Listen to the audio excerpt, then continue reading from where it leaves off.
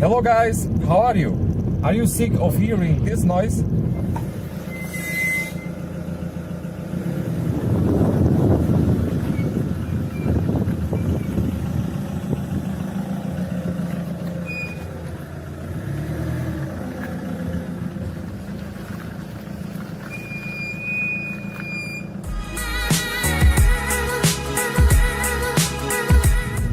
So yes, today we are talking about the rear brake calipers. Why does this happen mainly on these models here? And on the second series, the last series of the Alfa 156, the rear calipers are different from the first series. Why is that? I don't know. Doesn't really matters right now. What matters is, on this second series, that's this last series, we have a problem on the support of the brake caliper. By nature, that support is a little bit, how can I call it, not isolated enough from the elements. It tends to lock up with corrosion, sometimes with debris, and there is another problem as well. On the inside of that support, you have two guides. One of the guides has a little piece of rubber.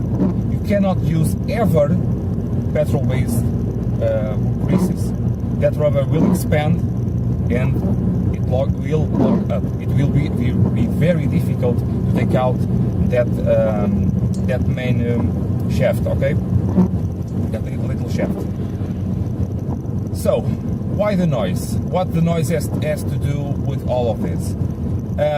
As you can imagine, what it is a vibration, the squealing noise that you heard is a vibration, a very high frequency vibration.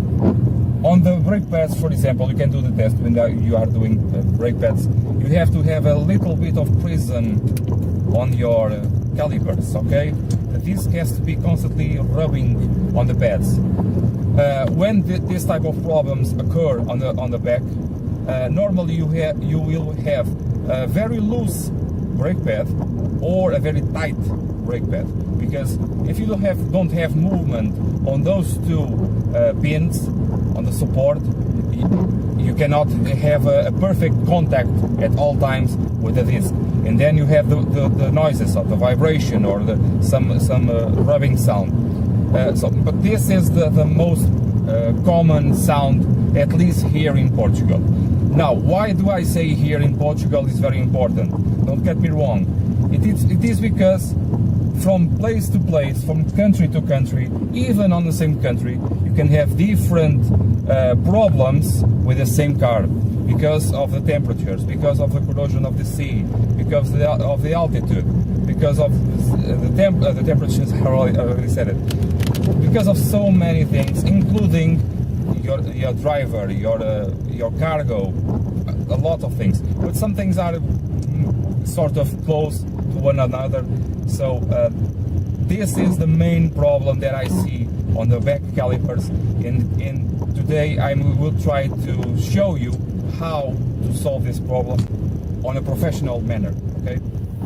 Another symptom that you may have with the rear brakes is when you are passing a bad road or some bump on the road, or we have here on Portugal some roads that are all of stone roads, and you have something clunking on the rear of the car. You cannot find what it is. You already changed shock absorber, torsion bar, the sway bar is what I meant. Do this test here. Very gently pull up your handbrake, the rear brakes, okay? If the noise disappears and when you take out the handbrake, it reappears, and you pull and it disappears, and so on, okay? You have to make sure the test is conclusive. You have problems on the rear calipers, mainly on the support itself, because with the corrosion, those two pins that go on the support, the holes become much larger because of the corrosion, and the caliper actually vibrates on the disc like this. It's always vibrating, and when you pull the handbrake brake, it's obliged to clamp on the disc, and the noise stops. So it is another indicator that you have problems on the things. Okay. The guides, I'm sorry, sometimes I forgot stuff. So let's take out the wheels and see what's what on the brake calipers. Meanwhile, here I have this the spare wheel. I burst the tire, as you may know right now. This is my new tire, the repaired rim, new tire on the other side as well. And this spare wheel here, some people have some difficulties to understand what is the pressure for the spare wheel. On this space saver, it says here to inflate to 60 psi or 4.2 bars. This is not the maximum pressure. This is the working pressure. The road pressure for this tire is 4.2 or 60 psi. Also here, don't forget the speed. For the speed, I actually put on my board computer the 80 kilometers per hour warning for so I don't forget, because using this spare wheel on the rear of the car, you really don't notice as much, and you can actually be in danger if you accelerate too much or in a corner, for example.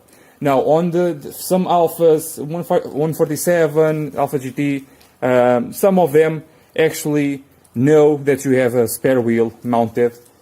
And how does it know that? This spare wheel here is smaller, okay?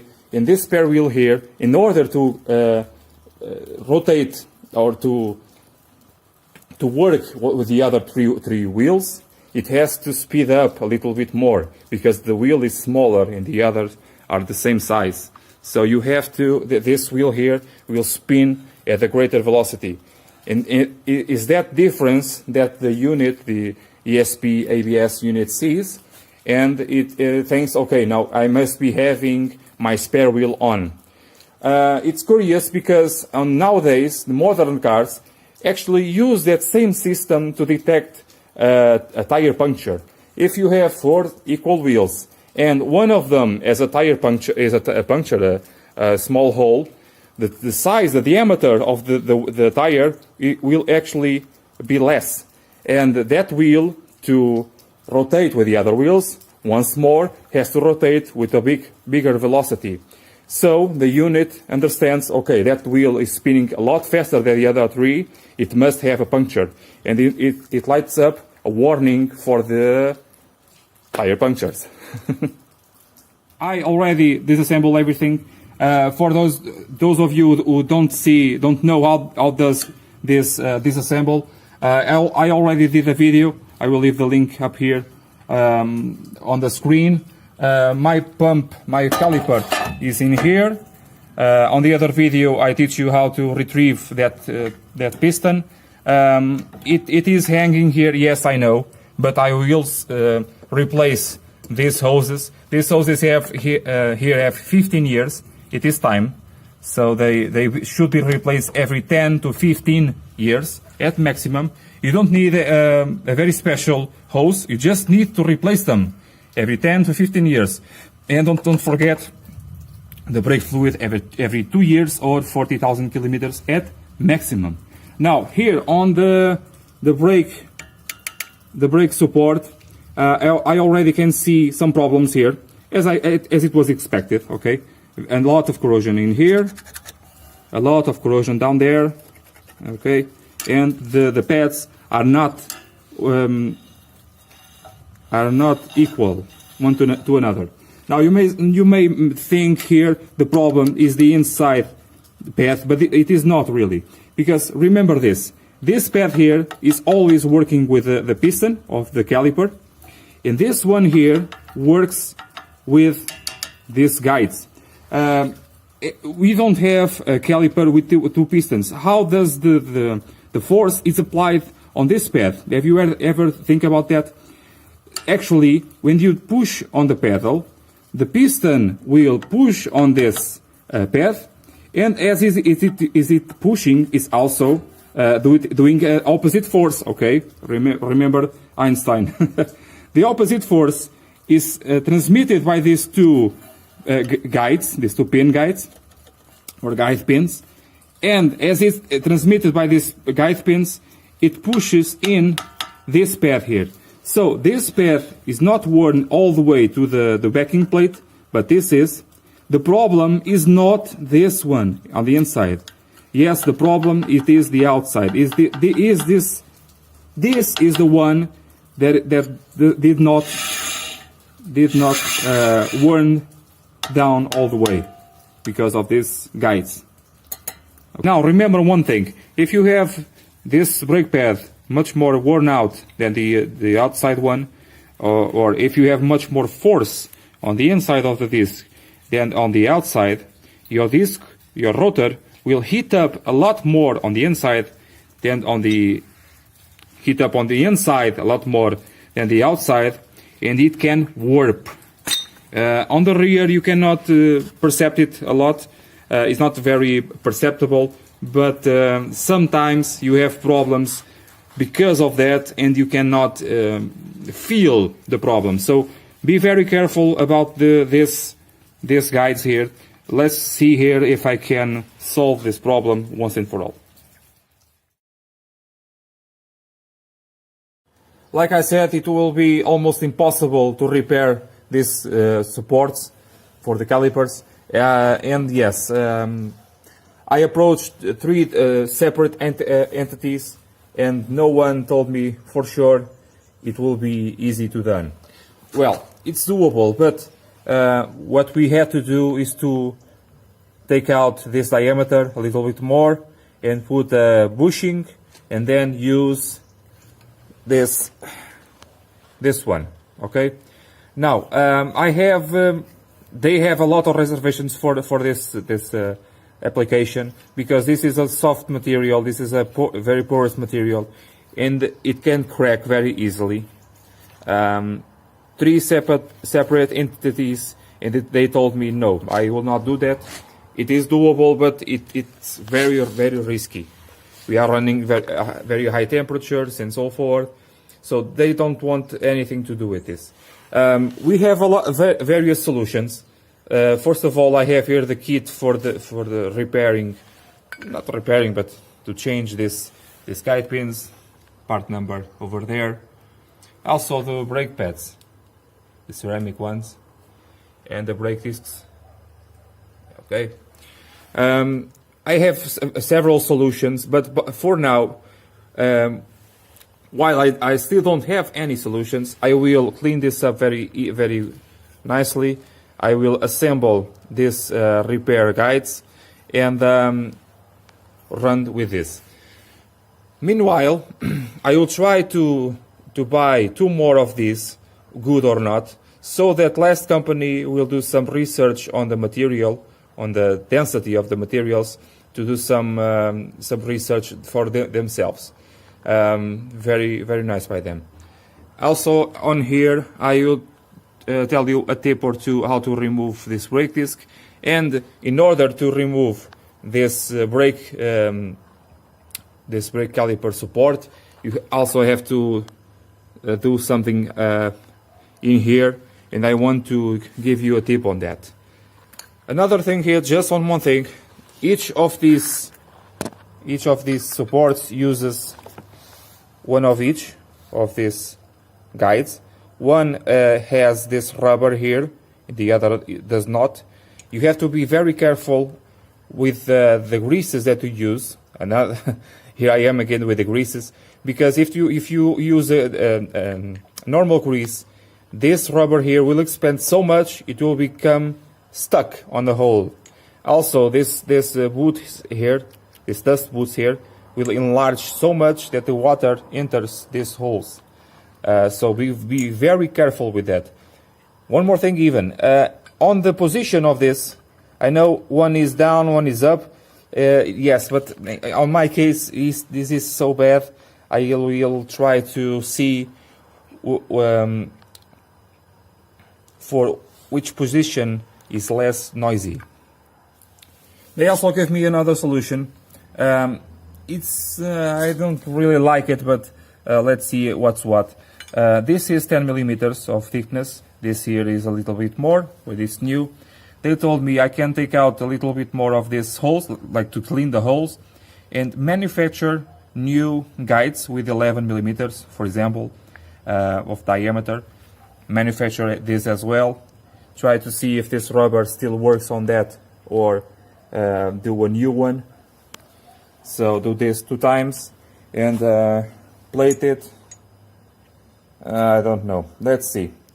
This will be not like a project, but a thing that will take a lot of months to. It will take a lot of time to resolve. So let's see what I can do.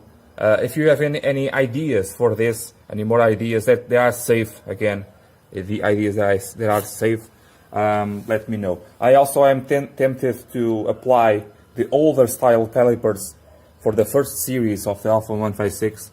Those are way better brake calipers, supports, at least in Portugal, like I said, because of the corrosion. So let's do it. In order to remove the brake disc, the brake rotor, sometimes it has a lot of rust, a lot of corrosion on the inside. And yes, I will use the hammer, but be very careful, because you can in fact bend your hub. So if it is really rusty, you can smash it right here in between the holes. 1, 2, 3. It's already loose, but let's imagine it is not loose. So you hammer it here. Don't expect it to get loosened immediately. And then you want to here, quarter turn, here, a quarter, another bang, a quarter, another bang, and eventually it will start to come out. So it came out. The bolt is to stop it from flying away, and it's out. It was so easy because I used the copper grease. Be careful, because this greases here can only be used, or are recommended to be used only between ferrous metals, between steels. So I have here the steel for the hub, I have the steel for the brake disc or brake rotor, but then on the rim itself, on the wheel, I cannot use this kind because it does not work with aluminium alloys. So in here, as you may know, to take out the support for the caliper, you cannot reach the back part, the head of the bolt that holds the support. So you may have to take out, or at least take it away, this bar, this suspension bar.